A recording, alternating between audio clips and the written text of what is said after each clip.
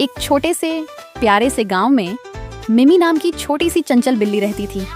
उसकी चमकती आंखें, मुलायम फर और प्यारी मुस्कान सभी का दिल जीत लेती थी। मिमी का जन्मदिन पास आ रहा था और वह बहुत उत्साहित थी। इस साल उसका दोस्त पर्ल ने अपने घर पर मिमी के लिए बर्थडे पार्टी रखने का प्लान बनाया था। पिछले कुछ दिनों से मिमी ने अपने जन्मदिन के लिए बहुत प्लानिंग कर रखी थी।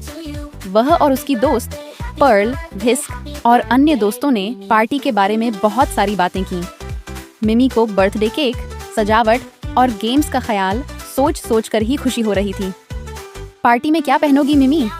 पर्ल ने पूछा। मैं अपनी नई पिंक फ्रॉक पहनूंगी, मिमी ने मुस्कुराते हुए कहा। मिमी ने अपनी माँ से भी इस पार्टी के लिए इजाजत ली थी और उसकी माँ ने खुशी खुशी हाँ कह दिया था। आखिरकार जन्मदिन का दिन आ गया, लेकिन इस बार मौसम कुछ अजीब सा था। सुबह सुबह मिमी की आंखें खुली तो उसने महसूस किया कि उसका शरीर गर्म हो रहा है। उसकी नाक बंद थी और उसे कमजोरी महसूस हो रही थी। मिमी की माँ मिसेस व्हिस्कर्स ने मिमी का माथा छूकर देखा और चिंता से कहा, अरे मिमी, तुम्हें बुखार है। तुमने कल जो फ्रिज में रखा ठंडा दूध पी लिया था ना, इसी वजह से।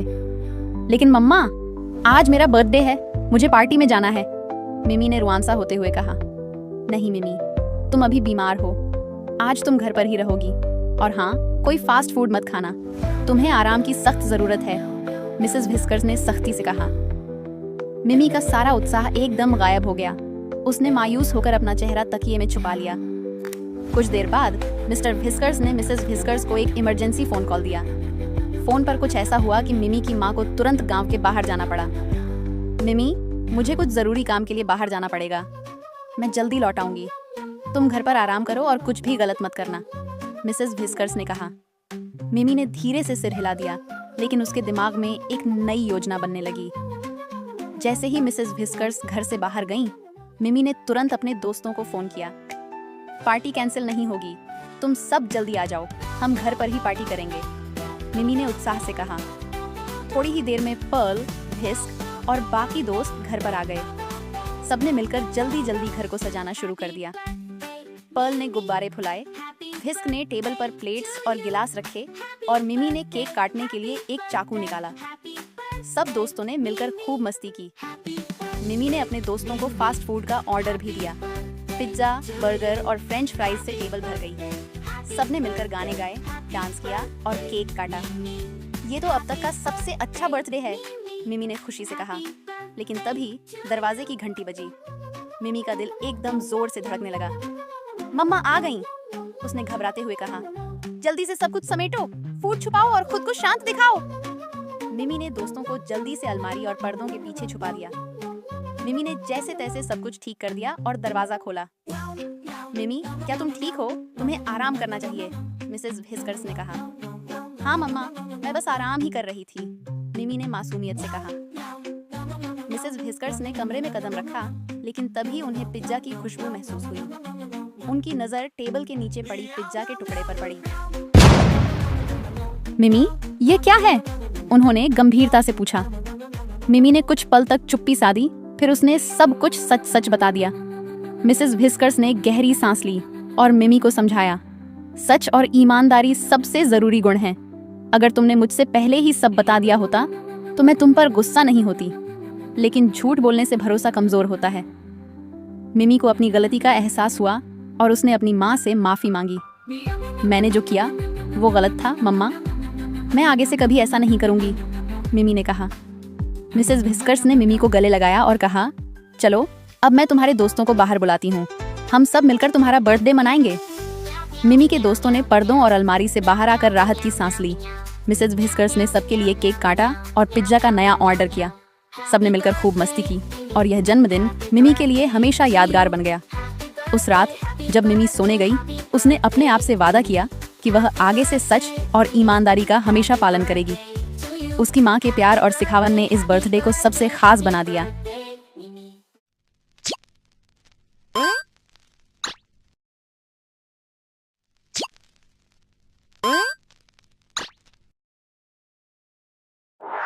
एक दिन मिमी को अचानक याद आया कि कल उसकी माँ का बर्थडे है। रात के 9 बज रहे थे और उसकी माँ अपने कमरे में आराम कर रही थी, मोबाइल पर इंस्टाग्राम रील्स देख रही थी। मिमी ने सोचा कि उसे कुछ खास करना चाहिए, कुछ ऐसा जो हमेशा याद रहे। तभी उसने तय किया, मैं सबसे बड़ा बर्थडे केक बनाऊंगी। एक पल भी बर्बाद किए बिना मिमी ने अपने सबसे अच्छे दोस्तों पर्ल और विस्क को कॉल किया। अभी मेरे घर आओ, कुछ जरूरी करना है, उसने फोन पर एक्साइटमेंट में फुसफुसाते हुए कहा। कुछ ही मिनटों में पर्ल और विस्क मिमी के घर पहुंच गए, यह जानने के लिए कि रात को ये मीटिंग क्यों बुलाई गई थी। मिमी ने अपनी आइडिया बताई और तीनों काम में जुट गए। मिमी चाहती थी कि केक कुछ अलग और खास हो, इसलिए उसने ऑनलाइन स्पेशल टूल्स के लिए सर्च किया। इंटरनेट पर स्क्रॉल करते हुए उसे एक वेबसाइट मिली जिसमें लिखा था magical cooking pot, perfect for big creations. यह पास के एक शॉप में उपलब्ध था। तीनों जल्दी से दुकान बंद होने से पहले इसे लेने के लिए भागे। घर लौटने पर वह पॉट देखने में साधारण लग रहा था, लेकिन उसके इंस्ट्रक्शंस में लिखा था, warning, every laugh will make your dish grow bigger. तीनों ने इसे मजाक समझकर इग्नोर कर दिया। फिर उन्होंने सभी चीजें इकट्ठी की, आटा, चीनी, मक्खन, अंडे और एक बड़ी बोतल वैनिला एसेंस।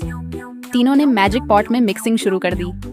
मस्ती करते हुए पर्ल ने गलती से विस्क पर आटा गिरा दिया, जिससे उसे छींक आ गई और फिर अनकंट्रोलेबल गिगल्स शुरू हो गईं। जैसे जैसे वे हंसते गए, पॉट में बैटर बढ़ता गया और बढ़ता गया और बढ़ता गया। मिमी, ये काम कर रहा है, पर्ल ने हंसते हंसते थोड़ा घबराते हुए कहा, लेकिन मजेदार हादसे रुक ही नहीं रहे थे। विस्क ने मक्खन पर पैर रख दिया और फिसल गई और पर्ल का फर एक विस्क में फंस गया। हर हंसी के साथ बैटर और बड़ा होता गया।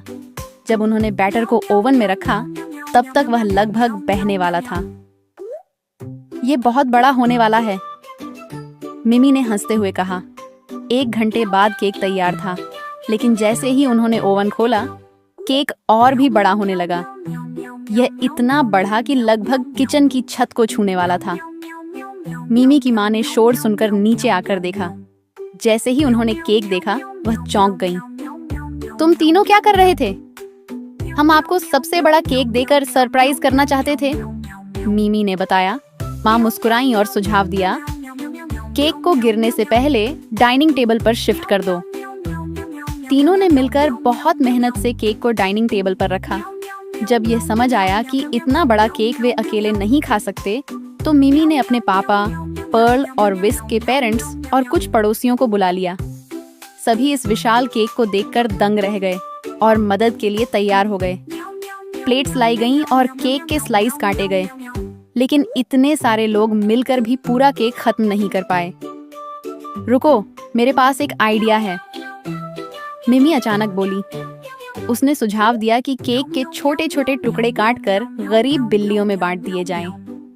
सभी को यह आइडिया बहुत पसंद आया।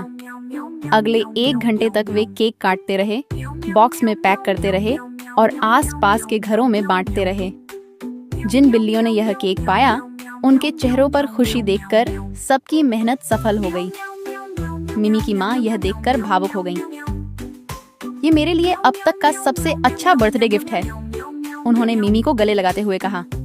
रात खत्म होने पर तीनों थके हुए लेकिन खुश थे। अगली बार नॉर्मल साइज का केक बनाएंगे, पर्ल ने मजाक किया।